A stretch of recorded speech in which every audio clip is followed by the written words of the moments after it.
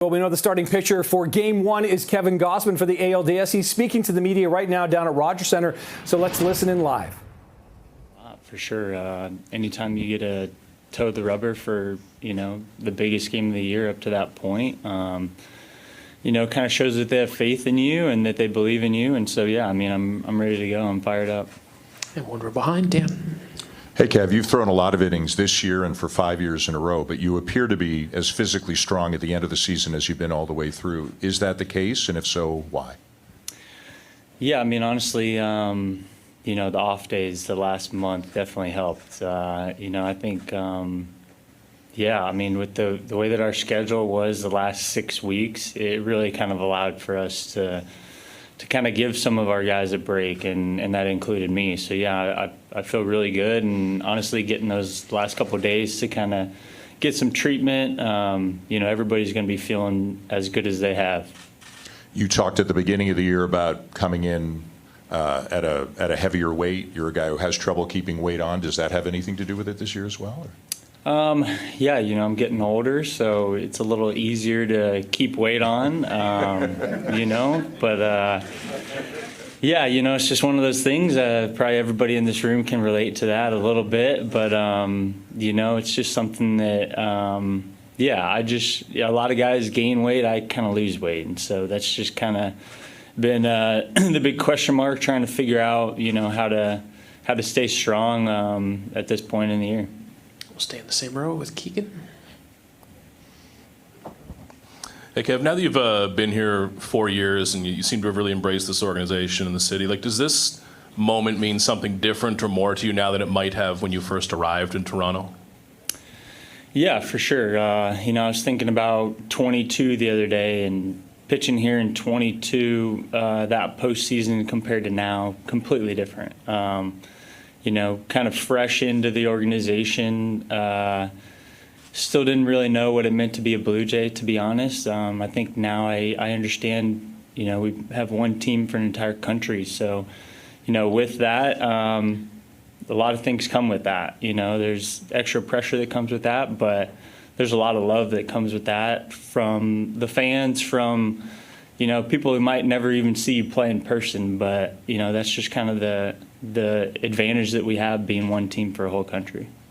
When you go into preparing for a lineup like this, especially being built around Aaron Judge in the middle there, how does preparing for him compare to preparing for an average hitter? What do you spend more time on, less time on? How does that work for you?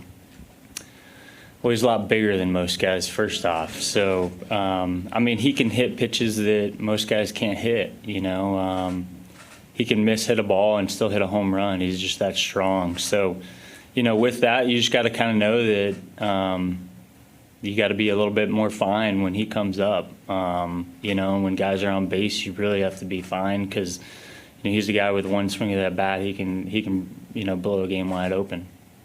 Other side of the room, Kevin, in the back right corner. Kevin, you touched on it a moment ago about playing for a country. What is the significance for you of that, playing for a country, representing all of Canada, basically, in the biggest game in years? Yeah, you've kind of seen it over the last month. I think every home game we've had over the last month has been sold out, or if it hasn't been sold out, it definitely feels that way. The last game of the season was incredible. The amount of love that you could feel in the building, and I felt that as a visiting player when I was with the Orioles here in 2016. And unfortunately, I felt, the love when Edwin hit the home run that sent them on to the postseason when we went home. But, it's just it's a unique situation that we have being here in Toronto. I think we as a team, being here now, I understand that we have to be even closer of a group than most teams because, most cities you have somebody that you probably know or someone that lived there that, if you really wanted to, you could kind of get away from the guys. Whereas here, we don't really know too many people in Toronto, to be honest. So if we're not hanging out with each other, then we're just not hanging out. So that's really kind of one thing we've emphasized the last couple of years is making sure that, we're as close-knit of a group as we can be. The second row on your right, Kevin. Kevin, I'm not sure how much you're into fashion, but I'm sure you believe in the look good, feel good theory. With that in mind, why have the white panel hats made such a difference to you guys this last week or so? I believe we wore them for the Hall of Fame game. And those ones were a little different. Those ones were actually like the old school 92, 93 teams that wore them.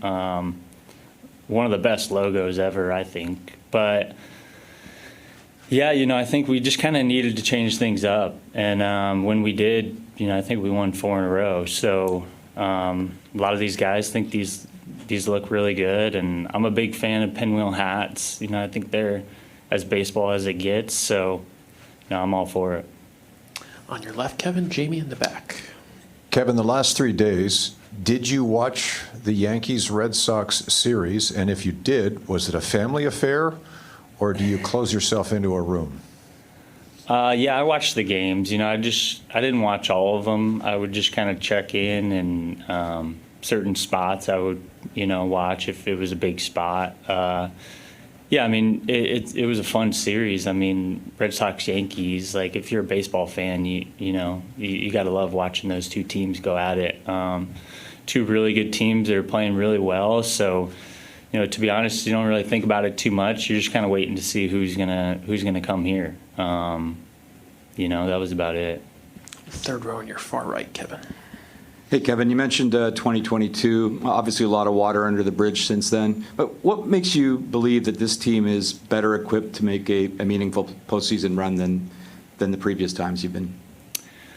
I think when I look at this team, it's really just a different guy every day.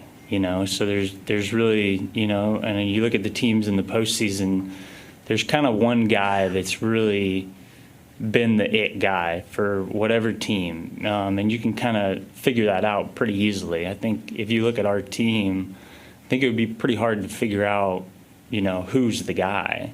George has been the guy at times, Vladdy's been the guy at times, Bo, Ernie. Like there's been so many different guys, Barger.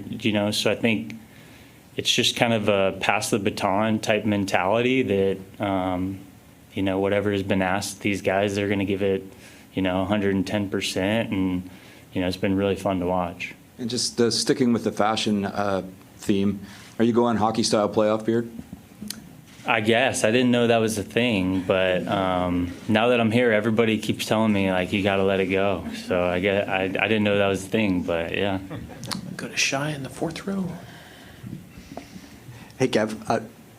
This will be the 5th start you make against the Yankees this season, and obviously there's a lot of familiarity there. Just from you've often talked about you're mostly a 2-pitch guy mixing a slider. Just from a game plan approach, can you do something different? Can you feature a different look, different sequencing, or are you just I'm either executing or I don't? Yeah, more so the latter. I mean, I'm not. I didn't come up with the knuckleball the last couple of days, so. Yeah, I mean, the book is out on me. These guys kind of know what they're going to get. There's different ways where I can kind of throw a wrinkle into their mind, but, I mean, I'm going to throw my best 2 pitches, and I'm going to throw them a lot. And, if I can throw my fastball where I want to and locate my split when I need to, I feel pretty confident that I can get any righty or lefty out in the game. Go to Hazel. Kevin, I think there's almost a dozen guys in the clubhouse that have never been to the postseason before. For the veteran guys, what have the conversations been like? What kind of advice, what kind of things are you telling the guys who have never played October baseball? Well, the biggest thing is, we've been pumping in crowd noise the last couple of days. Like the biggest thing is it's going to be way louder than that, So the guys are kind of complaining that they can't hear.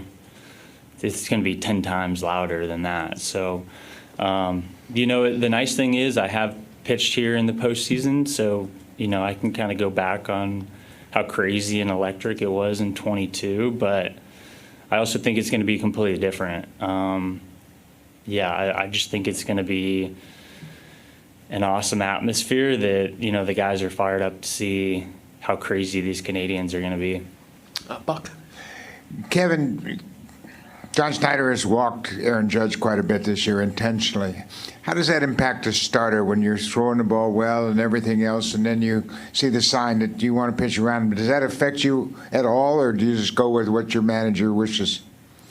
Yeah, I mean, that's kind of his decision, to be honest. It's a conversation that we'll probably have tomorrow. We'll talk about it a little bit. But there's usually times, if there's an open base and it's late in the game, we're probably going to do that. I mean, it's just, that's the nature of the beast. He's a guy that, like I said, can beat you with one swing, and, he's one of the best players in the game. But at the same time, you always want to go after guys. So, it's kind of that double-edged sword. Do two last ones for Kevin on your far left in the back. Kevin, can you talk a little bit about how your relationship with Alejandro Kirk has evolved and where the trust is heading into tomorrow? Yeah, I mean, Kirky's the guy that I think everybody roots for when they watch play. He's a guy that to see his maturation through the last couple of years, not only as a baseball player, but, as a person. He has a daughter now. It's really cool to see. He's the guy that when he's up, everybody wants him to get a hit, and when he's catching, I mean, he's a wizard back there. Like, to be honest, it's kind of hard sometimes because he's so good at it that you don't actually know where the pitch was. So, like, as a pitcher, if you're trying to make an adjustment, it's kind of hard sometimes because he can move the ball 2 feet. And so whereas, like, you might think it was a good pitch, you actually missed by 2 feet. But he's just so good and so quick back there, just stealing strikes, trying to do whatever he can. And Heineman's the same way. I mean, those two guys have been incredible for us, and I think that's why we're number 2 in the big leagues with, the value at that position. We'll finish up in the fourth row on your right. Hey, Kev, you mentioned your previous playoff experience a couple times here. When you look back at your last 2 for the Jays, what have you learned from those, and what do you lean on going into tomorrow from those experiences? Honestly, every year is so different.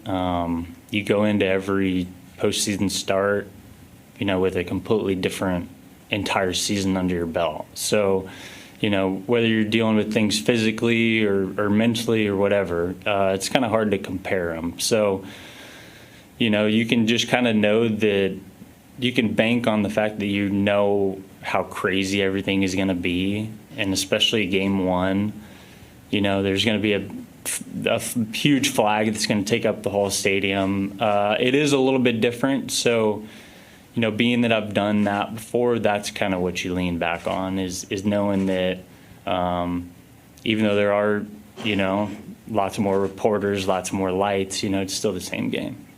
Kevin, thanks so much. Best of luck in the series. Thank you. That was the Blue Jays' final media Kevin availability. Gausman, who has been named the starting pitcher for the Blue Jays in Game 1 of the ALDS. Hopes are high and being pinned on him. And, of course, talking about the relationship he has with Alejandro Kirk there, of course, the Jays catcher, and also a bit of an inspiration lately.